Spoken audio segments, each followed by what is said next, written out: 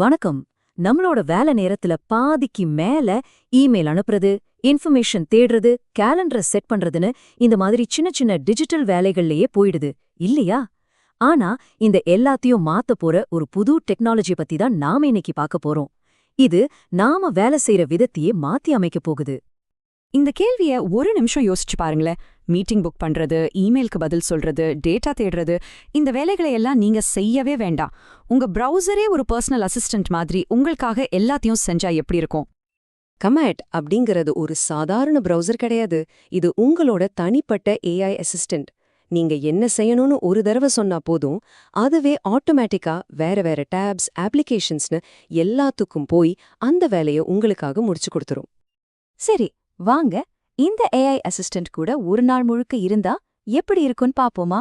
முதல்ல காலையில நாம பண்ற வேலைகளை எல்லாம் இது எப்படி நிமிஷத்துல செஞ்சு முடிக்குதுன்னு பார்க்கலாம். ஒரு பிஸியான வாரத்துல மீட்டிங்குக்கு டைம் கண்டுபிடிக்கிறது எவ்வளோ பெரிய தலைவலி. நாம வழக்கமா கேலண்டரை திறந்து ஒவ்வொரு நாளா தேடிட்டு இருப்போம். ஆனா இங்க பாருங்க, சிம்பிளா ஒரே ஒரு கமெண்ட் தான். அடுத்த வாரம் மீட்டிங்குக்கு 3 1-hour ஸ்லாட்ஸ் கண்டுபிடி. பாருங்க, சில நொடிகள் தான் ஆச்சு. நாம கஷ்டப்பட்டு கேலண்டர்ல தேடவே தேவையில்ல. ஏஐ அதுவாவே ஃப்ரீ டைமை கண்டுபிடிச்சிடுச்சு. திங்கட்கிழமை 3 நல்ல டைம் ஸ்லாட்ஸ் ரெடி. இதை விட ஈஸியா எதுவும் இருக்க முடியுமா? அடுத்தது நம்ம பலருக்கு பிடிக்காத ஒரு வேலை, கணக்கு வழக்கு பாக்குறது. பழைய இமெயில் எல்லாம் தேடி இன்வாய்ஸ் கண்டுபிடிக்கிறது ரொம்பவே போர் அடிக்கும் இல்லையா? ஆனா காமெட் கிட்ட சிம்பிளா ஒரு கமெண்ட் கொடுத்தா போதும். இங்கதாங்க அசலான மேஜிக்கே நடக்குது. ஏஐ இன்வாய்ஸை கண்டுபிடிச்சதோட நிறுத்தல, அது எல்லா டீட்டெயில்ஸையும் ஒரு ஸ்ப்ரெட்ஷீட்ல அழகா போட்டு நம்ம டவுன்லோட் பண்றதுக்கு ரெடியா கொடுத்துருச்சு. யோசிச்சு பாருங்க, நம்மளோட அட்மின் டைம் எவ்ளோ சேவ் ஆகும்னு. காலை வேலைகள் எல்லாம் முடிஞ்சுது. இப்போ நம்மளோட ஒர்க்கிங் டேவோட உண்மையான சேலஞ்சுக்கு வருவோம். இங்கதான் டாஸ்க்லாம் கொஞ்சம் காம்ப்ளெக்ஸ் ஆகும், ஸ்மார்ட்டான பதில்களும் தேவைப்படும். காமெட் இதை எப்படி ஹேண்டில் பண்ணுதுன்னு பாப்போமா?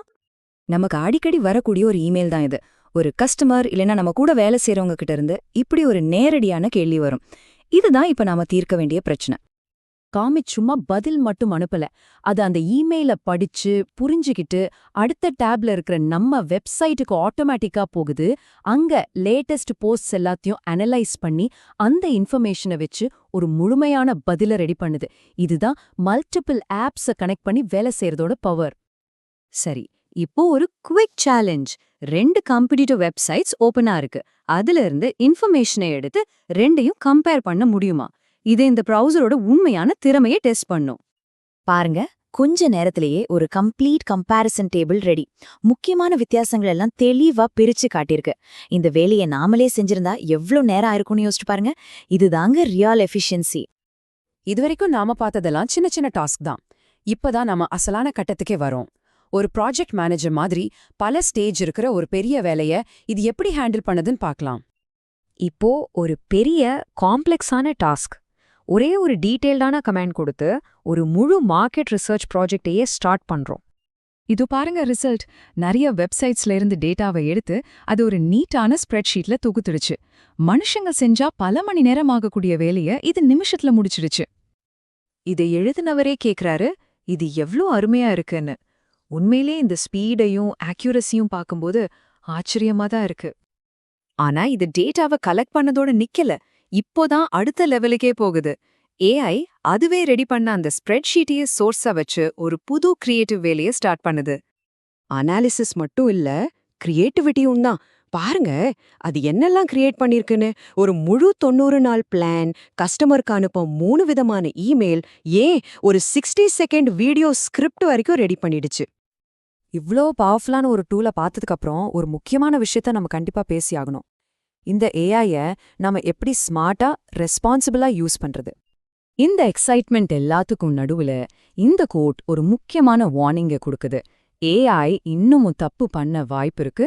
அதனால பட்டனை பிரஸ் பண்றதுக்கு முன்னாடி நம்ம ஒரு கண்ணு வச்சுக்கிறது ரொம்ப ரொம்ப முக்கியம். இந்த ஏஐய சேஃபா யூஸ் பண்ண இந்த 3 ரூல்ஸை எப்பவும் ஞாபகம் வச்சுக்கோங்க. முதல்ல, ஏஐ ரெடி பண்ற எதையும் அனுப்புறதுக்கு முன்னாடி ஒரு தடவை செக் பண்ணுங்க. 2வது, பேமெண்ட்ஸ், புக்கிங்ஸ் மாதிரி விஷயங்களை நீங்களே மேனுவலா அப்ரூவ் பண்ணுங்க. கடைசியா, உங்களோட பேங்க் டீட்டெயில்ஸ் மாதிரி சென்சிட்டிவ் இன்ஃபர்மேஷனை பாதுகாப்பா வச்சுக்கோங்க. கடைசியா இந்த ஒரு கேள்வியை உங்ககிட்டே விட்டுட்டு போறேன். இன்னைக்கு நம்ம பார்த்ததுக்கு அப்புறம் நீங்க யூஸ் பண்ற டூல்ஸ பத்தி கொஞ்சம் யோசிங்க. உங்க பிரவுசர் உங்களுக்காக உண்மையிலேயே சரியா வேலை செய்யுதா, இல்ல அதுகிட்ட இருந்து இன்னும் நிறைய எதிர்பார்க்கலாமா? யோசிச்சு பாருங்க.